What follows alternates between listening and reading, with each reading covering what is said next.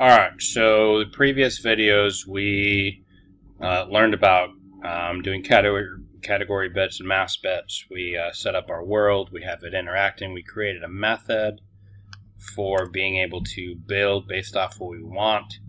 What we're going to do in this video is to create a single body, and that body we want to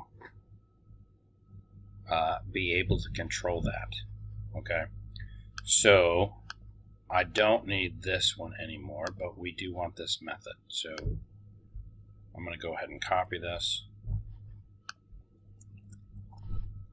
That way I have a hold on it right there. I'm going to have it still be created in viewport width divided by 2. I want it created in the middle, and then I don't need this anymore. Okay, so now if we create a body, let's create a method in here. So we want to be able to type keys, touch the screen, have some interact. Because we're just using the desktop right now just so that we can see this work, we're going to use it just doing keyboard keys, but we will end up doing this to work for other things.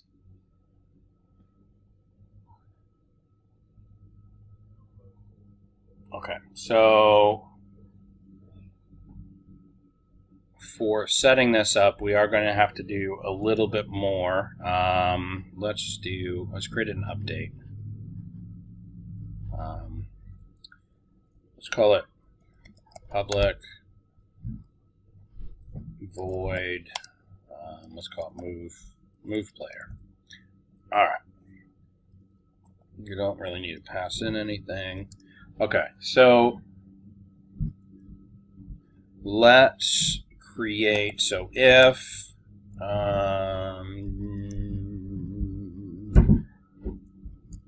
gdx dot input dot is key press. Okay, so we want, let's say, if they push A, so that would be keys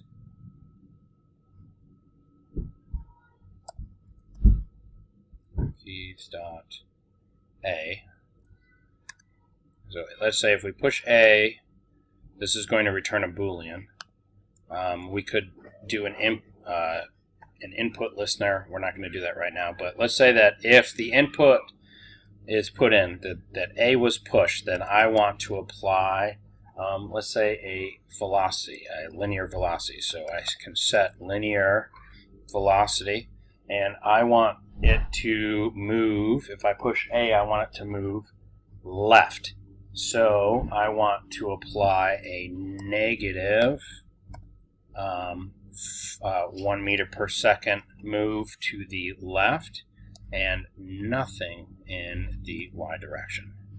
Okay, let's go ahead and copy that again. So we want this as an else if we want to apply that to the right. So if, let's say, D is pressed, we want to move to the right. And let's do one more. And we want to apply if they're pushing, and I'll leave this as a plain if statement instead of an else if, because I want either one of those to happen. Let's apply W, and I want him to actually jump up, so he's not moving. We want him to move up. Now, it is moving down 9.8 meters per second. If I am doing linear velocity, it's going to apply a slow change over time. So actually, I don't want to do a linear velocity if I want him to jump. I want instantaneous change. So body dot apply linear impulse. Okay. If I apply a linear impulse, I need to say where I'm applying it. So that's what point X and point Y is. If I want to wake the player if he's sleeping. So if he's no longer moving, I can wake him up. And then what the impulse is. So I don't want to move in the 0, so I'm going to put 0F. But I do want to move up. So let's say that I go ahead and apply 5 meters per second up. And I want it at the body center. So body dot get local center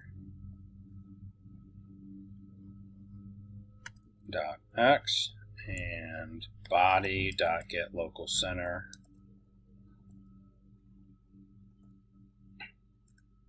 dot Y, and I do want to wake him up if he's sleeping. So if I use this move player, it's going to check. If A was pressed, then I'm going to move to the left. If D was pressed, I'm going to move to the right. If I press W, I'm going to apply a linear impulse. Now let's say that I want to reset his movement. Let's put another one in there. If, let's say spacebar, if space is pressed, I want to set linear velocity to 0 in both directions. Okay, now in my render, I want to move the player, so it's going to check continually if one of these are pressed, and then it's going to update my camera and it's going to step my world. So I have gravity now acting, and I am also going to be able to interact with that player. Now let's make sure when we created the world, we want them to go ahead and fall asleep if they're not moving. Just so we can see that working. Let's go ahead and run it.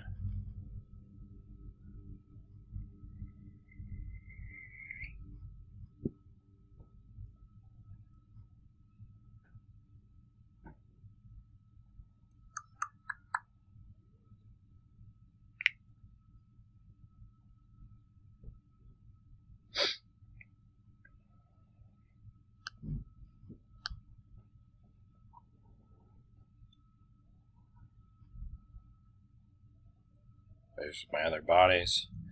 Okay, so those were the enemies. This is my player. I am now sleeping. If I press D, I start moving to the left. If I press A, I start moving to the right. If I press W,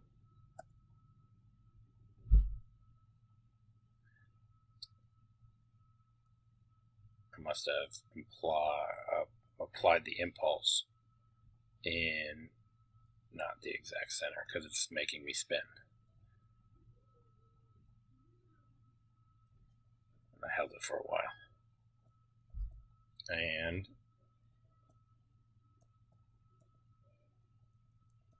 okay, so I'll have to make some changes and some tweaks, but I can jump them up, I can move them to the left, I can move them to the right. Now if I was doing this with the box, the friction would act a lot more since I'm actually reacting with this box. I can move it, A and D. If I press space, I can stop them. W, space. I stopped the linear velocity, I didn't stop the angular velocity.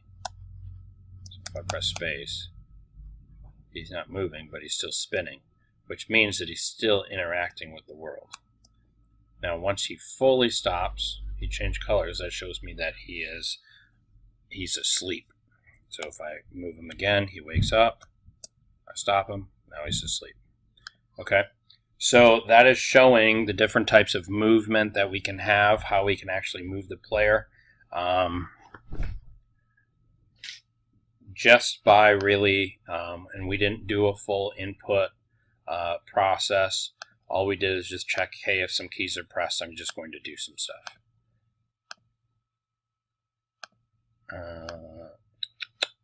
So we applied a linear impulse.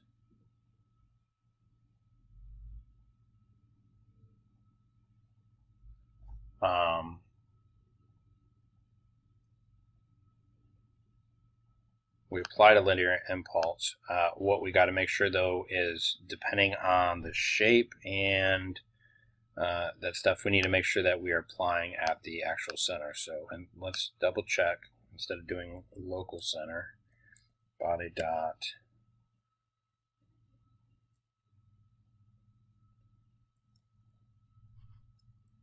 position, get position. Let's apply here. Get position dot x, and then instead of this local center, let's do get position. Okay, and we are applying that. We don't want it to spin, so let's go ahead and we'll say body dot set angular velocity to 0 f. So if we jump, we want it to just stop. But to jump up, we don't want it to spin. A lot of this just comes from reading a lot of material, doing some research, and you really just have to play around with this to get an understanding. Just watching these videos, it's not going to become clear unless you create a project and you try walking through it, making changes different from what I did. Okay, so we got the body created. I'm moving left, I'm moving right. Let's jump. There we go. See how it stopped spinning? It's because I stopped the angular velocity. Now, if you notice, I can hit W, and I could do an air jump. I would need to test for that. I might need to have a Boolean value. Like I can change direction in the air. So that's not realistic in your game. This might be more accurate for, say, like a rocket jumping game. If you have them and you want them to actually jump, you don't really want them to change directions. You're going to need to put some Boolean check values in there, so that, say, if I'm not on the ground, then maybe I can't actually jump. So if I do touch the ground, then it's true, and then I can jump. Otherwise, I can't jump, or maybe I can only jump once. Maybe I can only do an air jump once. I should not be able to fly. You don't want to introduce qualities in your game that you're not intending. So now once I touch the ground, then I can start moving. If I jump and I'm moving over to the left, the angular velocity stops because nothing's interacting with it. But as soon as I'm touching the ground, now there's natural friction that's applying to my body, which is making it have to rotate. If I was using a box instead of a circle and moving on another box, we have to be thinking more about friction. So having a circle shape, if you're doing like a 2D platform type game, you'll have to kind of plan out. Using a circle shape will tend to keep you moving unless you're dealing with that angular velocity and arresting that movement. A box, we can have the friction interact with it to help slow it down so that it would be more realistic. We could use these circle shapes and fixtures and all that stuff. We can build cars this way. We can do a lot of things. So that we can have wheels, we can attach joints. All of it just takes some research based off of what you want to do. All right, so to review, we have taken our Box2d. We took our method. We changed it so that we had a hold to the body. And then in our move player method that we set up, we are checking if any of those keys are pressed and then moving it. Now, the reason why I did if and else if is because I don't want to be able to press A and D at the same time. I want it to check either or. Even if both of them are pressed at the same time, it's going to check one or the other.